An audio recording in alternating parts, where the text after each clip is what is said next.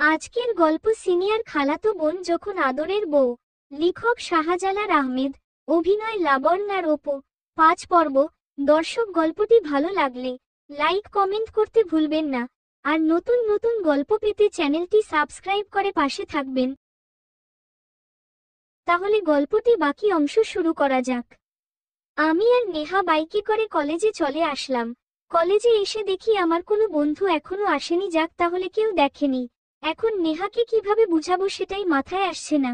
এরই মধ্যে সাকিব চলে আসলো। এসেই আমাকে বলল। সাকিব বলল, কিরে মামা, কেমন আছিস? ভালো আছি, তুই কেমন আছিস?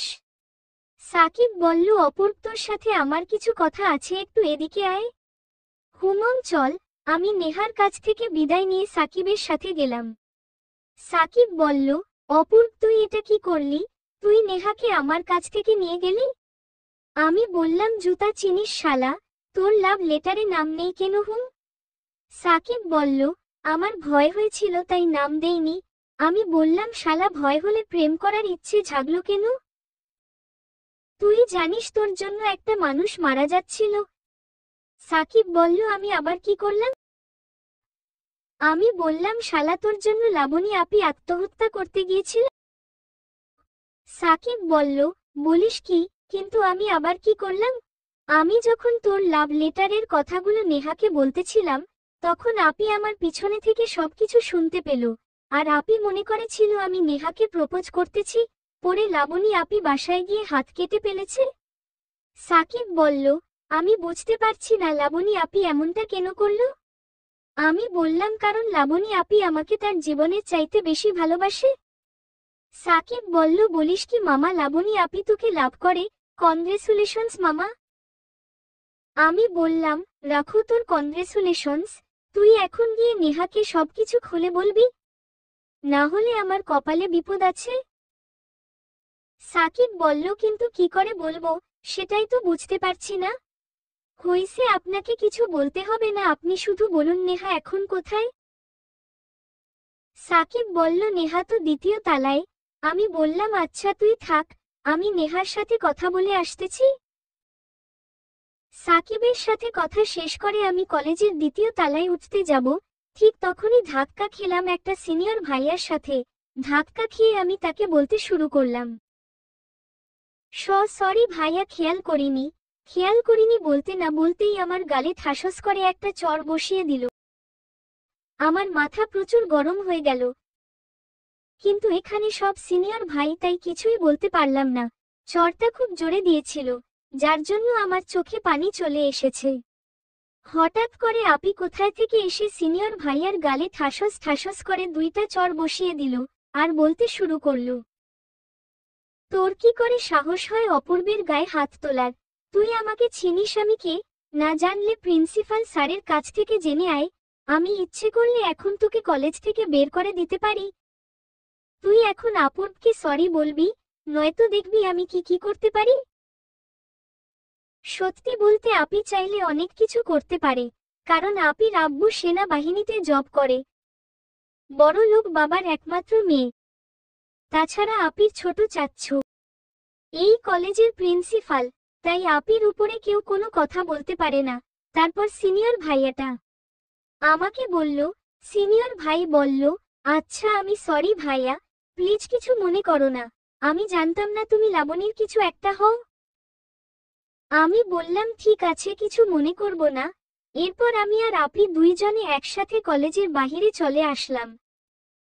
বাহিরে এসে আমি আপিকে বললাম, আপি তুমি কখন আসলে? কথাটা বলতে না বলতেই আপি আমাকে ঠাসস করে একটা চড় বসিয়ে দিল। আজকে কপালটাই খারাপ, সকাল সকাল চড় খেয়েই যাচ্ছি। একরাশ দুঃখ নিয়ে আমি আপিকে বললাম, আমাকে মারলে কেন? আমি আবার কি করলাম? লাবণী বলল, তুই আজকে কলেজে আসবি সেটা আমাকে বললি না কেন? তুই জানিস না আমি তোর জন্য কতক্ষণ ধরে বাসার সামনে দাঁড়িয়েছিলাম, আর তোর ফোন বন্ধ কেন? তোকে কতবার কল দিয়েছি। আমি বললাম, তাই বলে আমাকে চড় মারবে? ধুরু, আজকে কেন যে বাসা থেকে বের হয়েছি। কথাগুলো একটু রাগী গলায় বললাম। লাবণী বলল, আচ্ছা সরি বাবা, রাগ করে না, আজকে সারাদিন আমরা ঘুরবো। আমি বললাম, শুধু সরিতে কাজ হবে না, লাবণী বলল, তাহলে কি করব? আমি বললাম, তুমি জানো না বুঝি? লাবণী বলল, এই তুই কি পাগল হয়েছিস? আমি রাস্তায় তোকে উইটা দিতে পারবো না। আমি বললাম, তাহলে আর কি করার আছে, আমি বাসায় গেলাম। লাবণী বলল, আচ্ছা বাবা, চোখ বন্ধ কর। আচ্ছা করলাম, এখন দাও। লাবণী, ওমা, মুখ দিয়ে চুম্বন ছোড়া হয়েছে এবার। আমি বললাম, হয়েছে। লাবণী বলল, তাহলে এবার আমার সাথে চল। আচ্ছা চলো। এরপর আমি আর আপি দুজনে সারাদিন ঘুরলাম। সন্ধ্যায় আপিকে বাসায় দিয়ে আমি বন্ধুদের সাথে আড্ডা দিতে চলে গেলাম। আমি যেতে না যেতেই রনি আমাকে বলল, অপূর্ব, আমাদের ট্রিট কই?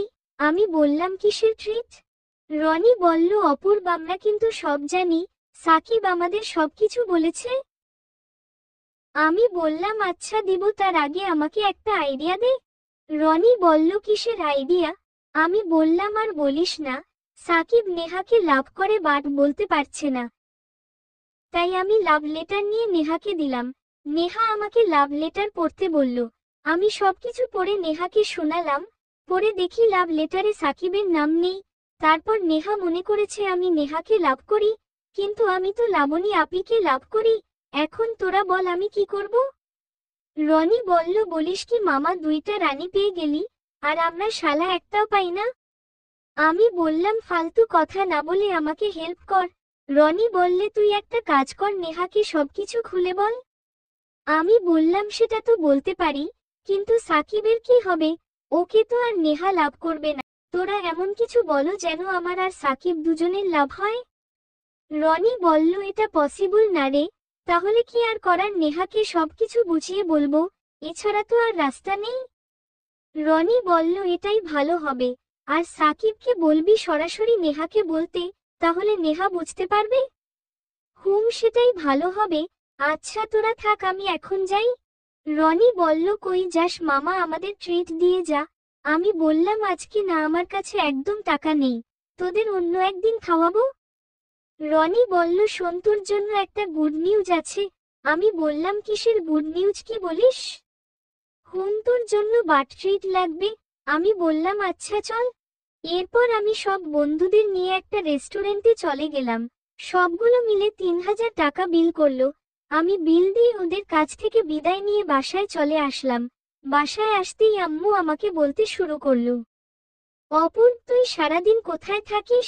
আমি বললাম, কেন আম্মু, কিছু লাগবে নাকি? আম্মু বলল, তোর সাথে কিছু কথা আছে। আমি বললাম, কি কথা বলো? আম্মু বলল, আমি আর তোর খালামণি একটা ছেলে দেখেছি। আমি বললাম, তুমি আর খালামণি কার জন্য ছেলে দেখেছো? আম্মু বলল, আরে আমাদের লাবণীর জন্য। ছেলে বাহিরে থাকে, ভালো একটা জব করে, দেখতেও অনেক ভালো, আমাদের লাবণীর সাথে খুব মানাবে। আম্মুর কথাগুলো শুনে আমার মাথায় আকাশ ভেঙে পড়ল।